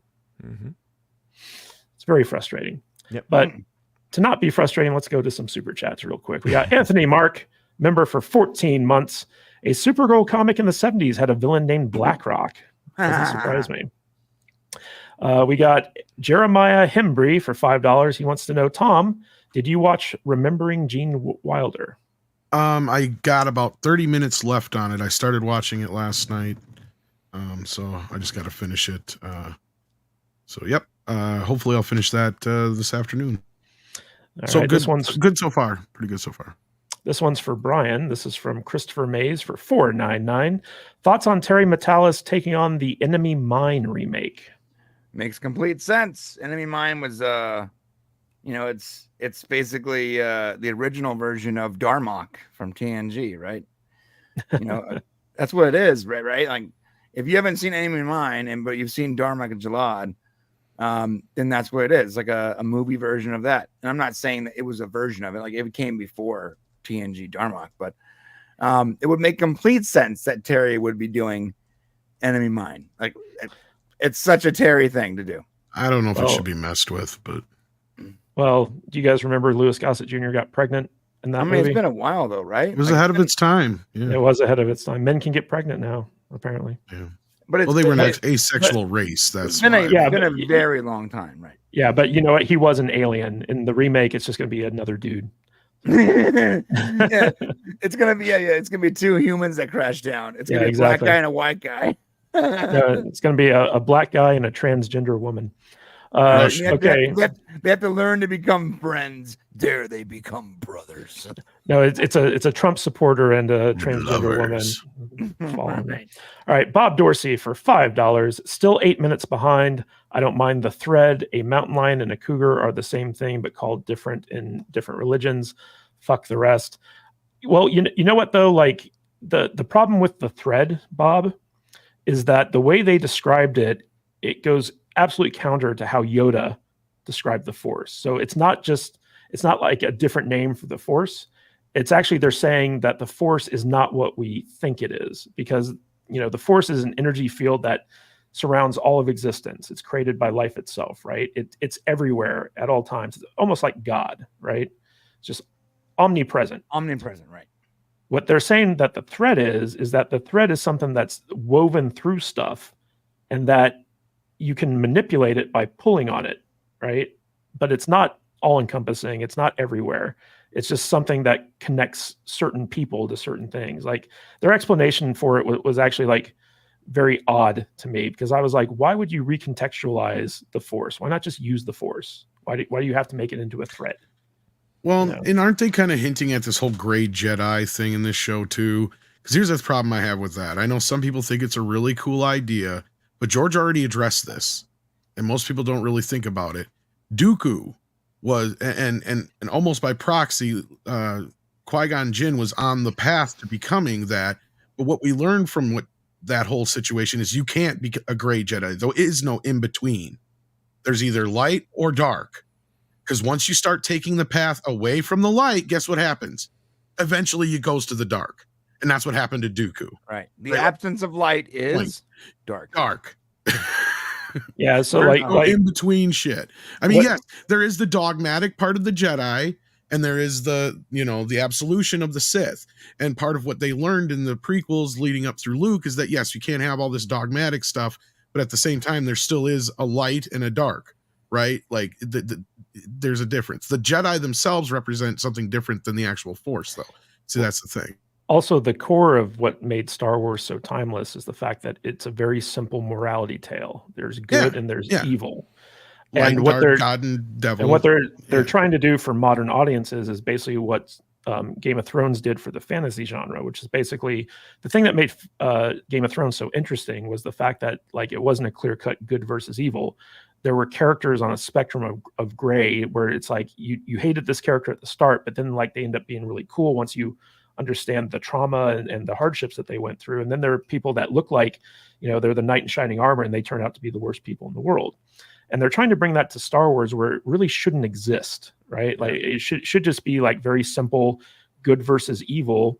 And a lot of great stories can come from like that type of thing. But when you're trying to make the Jedi, who are the symbol of good in the Star Wars universe, when you're trying to make them like complicated and potentially bad guys, it just doesn't work. It's basically destroying the very foundation of what people love about this franchise. I just real quick, if I can, like the gray part of it is, to me, what I always got from the original series was people like Han Solo and those who don't use the Force. That's the gray area, right? Like those are the people that have, the free will. Either you're not a slave to the dark side or work, propagating the light side. But anyway, you were going to say something, Odin. I'm sorry. Yeah, I was going to say, like, and even more so, like, you can't, like, as Matt was saying, you can't tell the story of the gray. You can't try to do this in between. You can't try to make the light side out to be the bad, the dark side, etc. Unless you are a good writer. And that, I think, is the bigger issue here, is not that you can't do it, because obviously I would say it's probably best not to, because it would be very difficult to actually make it work. But that would mean you would have to be a competent and good writer. And that's clearly what these people are not. Because when you end up seeing then is some of the worst line writing that we've seen probably since the prequels. Right? Where like one of my favorite moments is where it's like she's like, "Oh, don't leave me. I love you. I'm gonna kill you." Like that's the kind of thing you get where it's like, "Oh, I'm going back and forth with it." Is you get, and it's being written by someone who does not know how to write. It's, what have you done? What have you done? What have you done? Like that's the kind of writing you end up getting. Well, what's interesting is that if you look at a show like Andor, I know most of you probably didn't finish Andor. Like that's a perfect example of the gray, but like it's one of those things where you have people on the rebellion who are doing terrible things for a greater good, and then you have people on the Empire side that are doing terrible things because they believe it's the right thing to do. And so like what made that show so fascinating to me was that like kind of like gray area, but at the same time they're also not Force users, right? Exactly. You're dealing with political factions in a civil war. Essentially, you're not dealing with Jedi. You're not dealing with Sith, right? So like they're like a bunch of different layers to Andor, which I think made the show so much more interesting than a lot of the other Star Wars shows that we've gotten. But at the same time, I feel like maybe they should just give Tony Gilroy the keys to the franchise and let him oversee some stuff, because he understands it's like sometimes you can go down those roads, kind of like how Tom talked about the people who aren't Jedi or Sith. They're the ones who operate in between. But I feel like he would actually understand the whole like morality tale that Star Wars perpetuates and probably do a better job at that. But guys, real quick. Oh yeah, I was just gonna say, because the Jedi, if you're talking about things like what Andor had to do in that series, the Jedi wouldn't do that, right? Like that's where their line would be drawn. It would be like, we only do this much. It's kind of like the same thing when it's like, we can keep the peace, not fight a war for you, kind of thing. Yeah. And speaking of stuff the Jedi wouldn't do, I want to talk a little bit about Rebel Moon and how they have just announced the director's cuts. I'm not going to spend too much time on this. I just want to get a general reaction here. So basically, Zack Snyder came out on Twitter and he announced that that not only are we getting a director's cut of the Rebel Moon, they're completely renamed. So the first one, called Chapter 1, is called A Chalice of Blood, and Chapter 2 is called Curse of Forgiveness, and they're coming out on August 2nd on Netflix at the same time. They're not stretching them out. So like basically we're going to get like 4 hours or 6 hours of Rebel Moon, the director's cut, which is the quote unquote real movies that Zack Snyder wanted to make, all in the same day. And I'm going to make you guys watch them. No. No. You can't make me do nothing. No. Even Gary was not going to make us watch that garbage again. And can these actually be director's cuts? Can I reiterate what I probably said before, and that is shooting stuff after the fact does not consist of a director's cut. That's not what a director's cut is. Does he not understand what a director's cut is? Because he's done this a couple times now. The Snyder cut of the Justice League shot extra footage and afterwards, not just because the movie wasn't done, but he added more stuff to it. It's like, dude, that is not what a director's cut is. Like, what universe? This is just a whole nother version. This is a special edition or whatever you want to call it of a movie that nobody finished in the first place. But this is in line with his original vision because the movies that we've already seen. Then why didn't he shoot that in the first place? He did shoot these in the first. He had to re-edit Didn't them. Netflix tell him to do it too? Like, yeah, There's actual story out there where they gave him more money to go out and shoot more shit for these versions, Matt. He did not shoot this initially this way. This is what people were trying to say. This is part of the plan the whole time. He went back and reshot new stuff for these. This is not an actual quote unquote director's cut. This is a special edition. Yeah. but what I was saying is, like, I think it was the plan, right? Because like Netflix was like, it was hey, all part of the we want plan. you to. Yeah. But it's also like the dumbest thing because you're like, wait a minute. So Netflix wants you to film a movie one way, and then manufacture is the best word for it, and then manufacture a director's cut. Thank you. Like, that's great. what? Oh, yes, manufacture it. Yes, it was the whole entire thing. Why didn't they just shoot it all at once? That's my question, I guess I'm getting at. It's like, this makes no sense. Well, because also, was it the rumor that they are going to, in these cuts, there's going to be like different takes being used of the different scenes? It's like, what? That's not what that is. Well, according to Zack Snyder, these movies are completely different stories than what we've already seen. That's what I'm saying. Like, he's going, it's like, why don't you just make a different movie? What none of this makes sense. This is some of the most asinine thinking I've ever seen in the making of a movie in the history of making movies. He's just too smart for us, Tom. He's too smart. Maybe for I'm us. not thinking four-dimensionally enough. You're right. Oh, like, I'm not. Brian, are you okay? I think we broke him. Yeah. He's just been staring off into space this entire time. And you didn't unmute either. This is the same guy that said that the Rebel Moon was Seven Samurai meets Star Wars in space. Yep. So that means we went twice the space. He went to the same writing school as Leslie Headland, obviously. No, sorry, Brian, you were going to say something there. I really don't want to have to watch these movies. So if you want like a comprehensive review, I think we need to do like some kind of like speed thing where maybe we fast forward through like every long talking part or something. I cannot watch. How much more Do grain? this. How much more grain are we going to get? Brian, in chapter 2, we get 30 extra minutes of farming footage. So slow-mo farming. Slow-mo farming. Oh, gosh. Dude really thinks he's George so Lucas, don't he? Mm-hmm. He thinks he's something. He thinks Well, he's has special. anybody else besides me ever seen George Lucas in Love, the little short film from like 20 years ago or whatever it was? Okay, No. so basically in that short film, like they present George Lucas as probably the cold dead fish that he is. And his idea for Star Wars starts coming out of his real world. But like, it's funny because his whole story is about a farmer who can't get his farm to grow his harvest. It's called like Blue Harvest or whatever, based on, the whole Blue Harvest thing.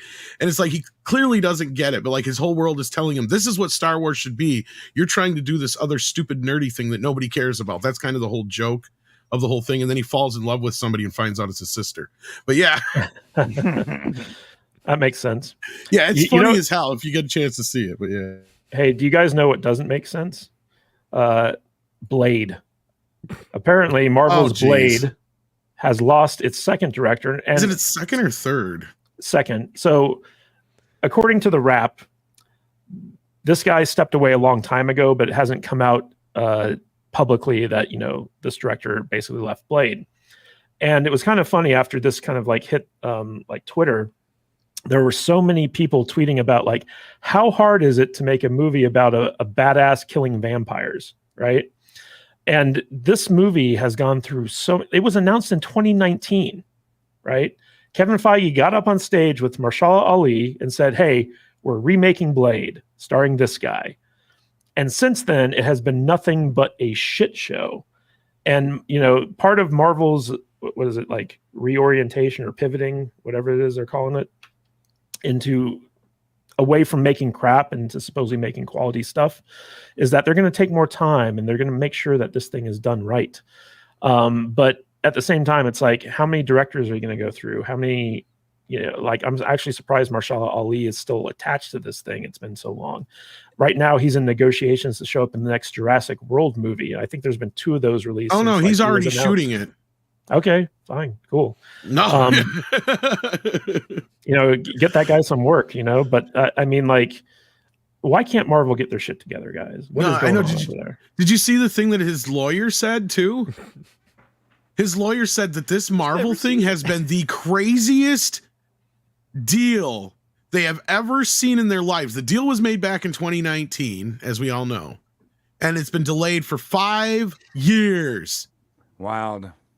And people are starting to wonder if he's even still on this thing. Like, I've been trying to dig into this because I think he walked away at the same time this director did, but I'm not 100% sure he can walk away.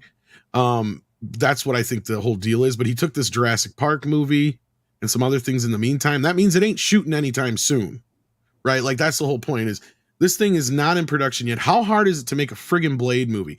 Now, the rumors going around is it's either Mahershala Ali asking for certain changes, or the studio's asking for certain things they're not getting out of these writers. No one really knows what the real story is, but I have a feeling this is going to end in like one of the amicably, leaving parting of ways kind of thing, because they already did it with this director and the other director. I don't know how much longer Ali's going to hang on to this, because he ain't got time to wait for another.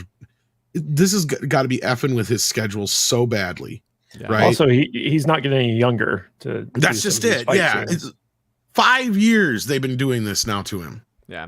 Though it's interesting that you mentioned that he probably can't leave because of contractual obligations, but it's clear that whatever obligations he has or whatever the contract is, they're also allowing him to take on other roles too. They had to have eventually. Yeah, exactly. Yeah. So, but it's like, I think that at this point he would be smart just to be like, hey, lawyer, hey, Mr. Agent, just keep giving me roles so I never have to do this, because they're never going to have the story, because they don't know how to. Current modern Disney does not know how to write a simple movie about a vampire killing vampire. Like they just don't know how to do it. It's not hard. It's not hard, but they don't know how. Their DEI brains have become so corrupted that they can't tell a simple story anymore. The main character is already a black guy. How else can we make this? Well, because here's the problem that I keep hearing. This is what goes back, because one of my can we make them trans and gay? Yeah. Well, one of my former writing partners was one of the guys who was going to work on it if Wesley had come on board, but Wesley walked. And like 3 days after Wesley walked, somewhere in there, like 2-3 days, that's when they did that announcement at Comic-Con. And somebody, Andre was talking about it, I think the other day, how they did the same thing to Mark Ruffalo and Edward Norton, because they called Mark and said, look, like in a couple days from now, there's either going to be a limo outside of your car, outside of your house, or there's not going to be, but just be ready just in case there is. And what that was all about was they were still trying to negotiate with Norton up to the last damn minute, and it didn't work out. So the limo showed up, and Mark Ruffalo was now the Hulk, and they announced it at Comic-Con. And the same thing, I'm guessing, is what happened here, because Wesley Snipes' whole thing is he wanted to play Blade. Disney didn't want him to play Blade. Right. They wanted him in a Whistler role. He's like, I don't want to play a Whistler role. I want to play Blade. And the other thing I kept hearing was the big point of contention was it was going to be a story just setting up Blade's daughter anyway, which he didn't understand why it's such a big deal that he couldn't play Blade in a story where they're passing the torch anyway. And this is what I kept getting told from my writer. And he kept saying, he's like, Wesley's close to walking. They're not going to do the deal. Next thing I know, he says, Wesley walked. We're done. And then, like I said, a few days later, they make this announcement. So that's what I think happened here. And ever since then, they've been going through different script changes. And we all know basically what this is leading up to is Blade's daughter. Okay, so like I said, Brian, you're not totally off on your assumption there, probably, is my guess. Well, what's interesting about this, Brian, is that the guy that they have brought on board to replace the guy who wrote the original script, who was Nick Pizzolatto, who did the original True Detective, and the third season, which Mahershala Ali was in, they brought in this guy named Eric Pearson, and Eric Pearson, his screenwriting credits are Thor Ragnarok, Godzilla vs. Kong, Black Widow, and Thunderbolts. And so they're the ones, he's the one that is now being handed the keys to the Blade scripts. And a lot of what we've heard, those were entertaining. A lot of what we've heard about the previous drafts is Tom kind of mentioned it, is that they focused on characters other than Blade, and Blade was basically relegated to a minor role in his own movie. And so I want to get your take on this, since you're our comic book movie expert on the panel. What do you think? Why can't they get their shit together for Blade? I don't know if I'm the comic book movie expert, but Blade is not hard. They already have Blade movies that were successful, that fans loved. They can easily go back to those. And I suggest that whoever writes this movie needs to just watch those 3 movies. Just watch them and be like, I like that, and that, and then put that in your movie. It's not rocket science. You have a dude who is half vampire, daywalker, whatever, who can with a sword, a katana, and he kills a bunch of vampires. It's not hard. It's like so easy. Anyone can write this movie. Someone on Twitter had a great idea. Make it like The Rundown or John Wick. Or John Wick. Yeah, John Wick. Yeah, just make it John Wick. John Wick, Blade versus a bunch of vampires. Like, this is not That's what people want. Or like Dread, basically, yeah. Yeah. Right. But what they're trying to do is they're like, how can we make this diverse? How can we say a mess? How can we spread a message? How can we make a point? We want the next Black Panther here. We have this character that's already built in, African American. So how can we make him more woke? And what are you going to get next? Like, a trans Blade, his daughter, whatever, killing a bunch of vampires that are wearing red hats. Like, that's what it's going to be. Well, and I swear Wesley is half vampire, because if you can share this image here, this is not that long ago. This is at the Golden Globes. Look at it. He is not aged. Dude is not like. Oh, really? That's a current picture? Blade. That is a current picture. That's what I've been saying. Dude looks good for his age. Yeah, black don't crack, dude. No, not at all. And I mean, he actually lost some weight in the bulk. I mean, sure, he could bulk up again too, right? Like, I mean, because he's been fluctuating for parts. He's been doing a lot of the. He's also acting now, but he's getting to be a better actor as he gets older. That's what I was getting at. Is like, he's been beefing up his acting chops. Like, if you haven't seen that Dolomite movie that him and Eddie Murphy are in, do yourself a favor. Brilliant. He is great in that. Yeah. Yeah, but what if it's going to be passing the torch? It would make so much sense for him to play the Blade character, Whistler. Not Whistler, but like the Blade character who takes on, a protege. And like you can and passes the name down, because the guy's name obviously wasn't Blade when he was born, right? It's like he at some point he dies some heroic way, and he passes it down to his now, his new protege who takes upon the name Blade. You could easily have done that, and like I'm pretty sure we've seen that in comic books already. Like, again, you have 3 movies that everyone liked, at the very least they liked. Some people loved. I loved the first movie. 1 and 2 people love. 3 is the one that everybody kind of. Yeah, I really like 2. But you have movies that people like, at the very least. You have comic books to pull from, and it's just not very hard. It's John Wick with vampires. Like, let's do this. Like, if you're looking for directors, it's not hard. Find the direct. You see what the John Wick people are doing. You can see what the guy who did Upgrade is doing. You can see what the guy who did Dread is doing. I mean, there's a lot of people. Something with a B. Bruckheimer. Get him, Bruckheimer. Just explosions and vampires. Bruckheimer's a producer, not a director. He's a producer. Yeah, you're thinking of Bay. Yeah, Michael Bay. Don't let Bay. No, but he's not wrong, dude. Michael Bay could make a better Blade movie than any of these suckers. Trust me. I agree. In comparison, does that make it This is not rocket science. You guys are right. Like, this is the dumbest thing since Paramount couldn't figure out how to make a Friday the 13th movie. It's like, how hard is it? You stick a bunch of freaking adult teenagers in the forest and you have them being chased by a guy with a hockey mask. Cost you $10. Blade is the same thing.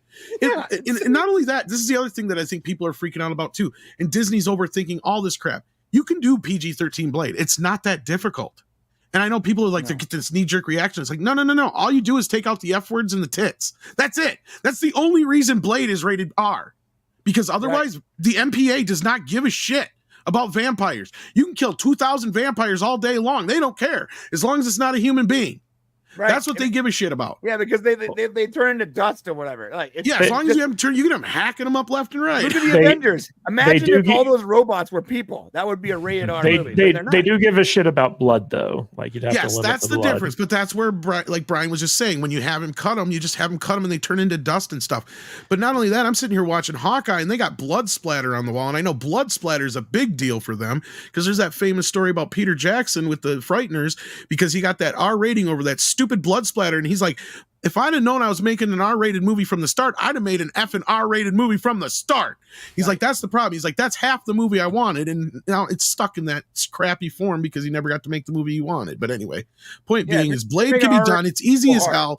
Just look at what Dredd did. Just look at some of these lower budget, even Daredevil, what they did with that series. Like, how did we not get a Blade series like that? Right? Like that makes no sense. Again, something else right in their backyard that was already successful. People already loved. It's right there. This is really not a hard concept. And mostly vampires are just makeup effects, right? So they're trying to make it as DEI as possible, and they're stuck. Hey guys, so before we get out of here, there's one more story I want to touch on. Sorry, I didn't mean to get so worked up. No, it's fine. That's why we have you on the show, Tom.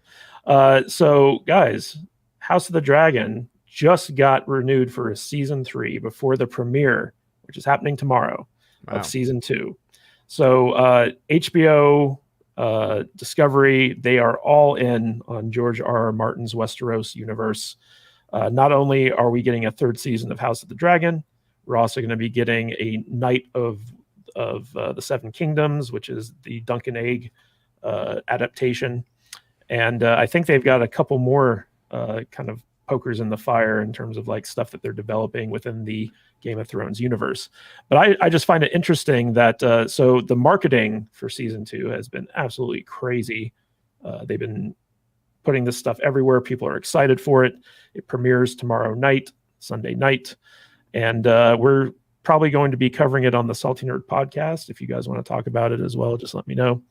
But I want to get your guys' take on this news. Like, how confident is HBO and Discovery and Warner Brothers in George R.R. Martin's Song of Ice and Fire that before the 2nd season even premieres, before they get any numbers, they're like, this is so good, we are giving it a 3rd season? Because they saw the first season. They saw the numbers of the first season, and as especially because there was a lot of people, myself included, where we were like, hey, the last thing we got Game of Thrones related sucked. So what the heck are we going to get this time around? And that's why you saw, I think you saw progressive growth over the course of the season, and it got to be really, really big. And so they looked at that and said, oh, we need that. We need another show that can do that. And if season 2 looks like it's going to be even of similar quality, all right, let's keep this going. Yep. Brian, are you excited for House of Dragon season 2? I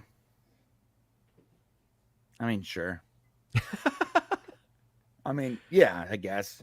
Yeah. Like I like the first season. I'm gonna say, like, look, I'm not a high art kind of guy. Okay, I like Michael Bay just as much as I like Snyder.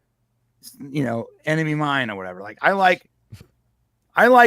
need it to be entertained. Like, you can tell an amazing story, have this great like momentous change in my reality. All that's fine, but if it's not entertaining, like I don't care. Like, I don't care if there isn't an entertainment value behind it. And while I did like the first season of House of Dragon, there were a lot of filler episodes, in my opinion, that just weren't necessary. That felt like the story barely moved at a snail's pace, and it wasn't entertaining. And then there was parts that were monumentally entertaining. But I can watch 3 episodes of that first season and pretty much know the story and be entertained at the same time. So I'm excited in the sense that, like, I'm going to watch it. I'm not Game of Thrones level. Yeah. I think a big difference here, Brian, is that the 2nd season, the war is now on. The first season, there was a lot of setup to that, but now it's like shit's going to be going down. There's a lot of According to unnecessary stuff, people too. Like, that have the whole, already, like, the weird foot fetish stuff was weird. yeah. There was a lot of like, I don't know. Some of the inner character stuff was just so weird and like boring and unnecessary, and then some also a little bit confusing. Well, I want to throw this to Tom real quick. Tom, do you think this is another kind of like nose snub towards Amazon and their Rings of Power debacle? Yes. But, well, partially. Like, here's the thing. Like, I'm not a big into the Game of Thrones. I haven't really watched them. I was waiting until the show was done to get into it, and then it went off a cliff. But everybody's saying the House of Dragon's real good. As far as the season 3, to me, it's not so much. I take that back. I wouldn't say this is so much, because the Peter Jackson stuff from the last few weeks, that's been more of a FU to Amazon. This stuff is just them confident in the show. This is also something they do every time a movie or a show comes out. They announce that the next season or the next movie's already in the works, just to kind of, beef it up in the press to go, Right. make it get FOMO a little bit, going, wow, I got to check this out before they get to that. You know what I mean? Like, it's just one of those things, more so than anything. And obviously it makes more sense to if the show has already been a hit in the first season, they can probably assume that it's going to be a hit throughout, and 3 seasons is a good place to amortize this show, considering how expensive it is. They're going to have to do some of that throughout the show, to make it cheaper as they go. But no, I'm not surprised, and I don't think it's so much an FU to Amazon at this point as the Peter Jackson stuff was, I guess would be my answer. Well, I know that they haven't officially announced season 3 of Rings of Power yet, and they timed the release of this to basically cut into the Rings of Power viewership as well. So like they're definitely As the show's firing getting some shots. building down, because that was going to say, I've heard at least one, Chris Gore, shout out to him, who said that he's seen like the first, 1 or 2 episodes, and it said it starts off slow. So it sounds like we're getting a lot of the same things that Brian was being critical of. Yeah, and I'm not like putting it down. I know everyone in the chat loves House of Dragon. Like look, it's fine. good. It's Yeah, fine. it's not hyper woke or whatever. They tell a good story, but there's a lot of filler. Like there is. Yeah. And I need that's a little bit more entertaining in entertainment value in my media. Yeah. I'm gonna watch it and I'm gonna enjoy it, but it's what it is. Yeah. Well, guys, we watched, we enjoyed, we talked about stuff. I want to thank you all for being on this reduced panel for this week. Odin, any final thoughts, and where can people find more of you? Yeah, just in general, I guess I have a very similar feeling to Brian actually for the show, because I was kind of at that point last year where I was like, why are people, or like when it came out, when the first season came out of House of Dragon, I said, why are people going so crazy for this show? I was like, it's not as good as Game of Thrones. It's not. Yeah. And I was like, it's not as good. It's like, yeah, it's not crap. So I guess that's a good thing. It's leap Right. years better than what we got at the end of Game of The Thrones. bar has been dropped so But low. I was like, but just because something is not as bad as something else, or is better by comparison, doesn't necessarily make it phenomenal. So I'm like, I'm okay to watch it, but I'm not like excited to watch it. This is not anywhere close to where Game of Thrones was, where I was like, I cannot wait. This is like yeah, I gotta watch it. Oh, okay, that's fine. Dude, Game of Thrones from week to week, I was like on Every pins and time. needles. Right. Yep. Anyway, you can find me over at OMB Reviews on YouTube, Odyssey, Rumble, over on Twitter as well. And check me out every Tuesday evening for my live show. I'm doing Wednesday morning streams, 10 a.m. Eastern Time. Good Morning Asgard podcast. And check me out, of course, on Friday Night Tights every Friday. Thank you all for having me. And Tom Connors Jr., any final thoughts, and where can people find more of you? Final thoughts. That's a lot to put on a guy. Well, you can find me at Midnight's Edge After Dark, hanging out with hooligans like this from time to time. Yeah, usually you just flip around on the YouTube. You find me somewheres. But yeah, no, thanks for having me, and it's always fun, even if I haven't seen the show you're talking about, like Game of Thrones, or I did see some of the Acolyte, so I can't say I didn't see that stuff. I seen it. It's like osmosis.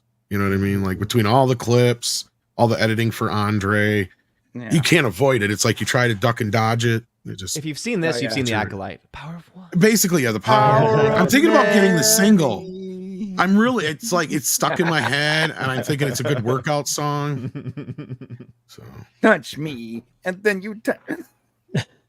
Brian from the Popcast, any final thoughts? Where can people find more of you?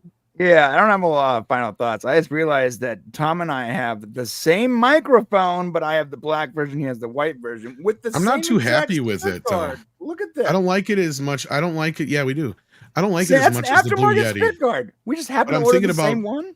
I'm thinking about getting like an XLR though.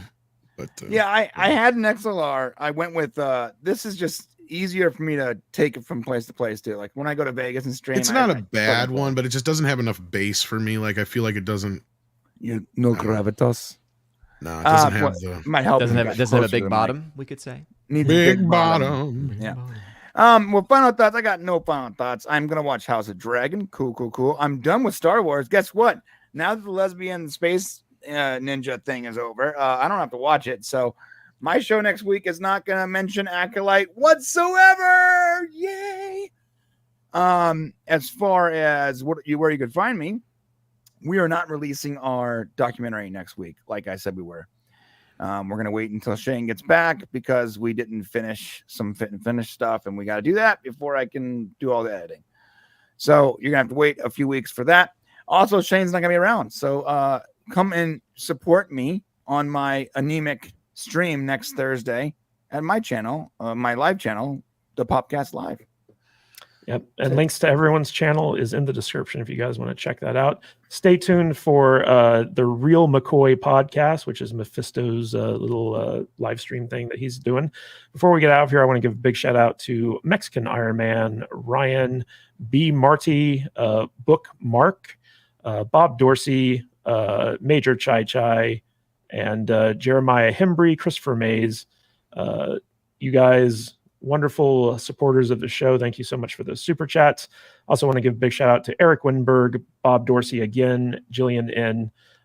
Thank you guys for gifting those memberships. I'm sure everyone in the chat really appreciates that stuff. For next week, guess what? Brian will be hosting Salty Saturdays, as well as welcoming the return of everyone's favorite curmudgeon Dutch Butters to the stream. What sort of witchcraft is this? Star Wars Acolyte witchcraft? It's gonna be full of hookers and blow. No, I'll be here.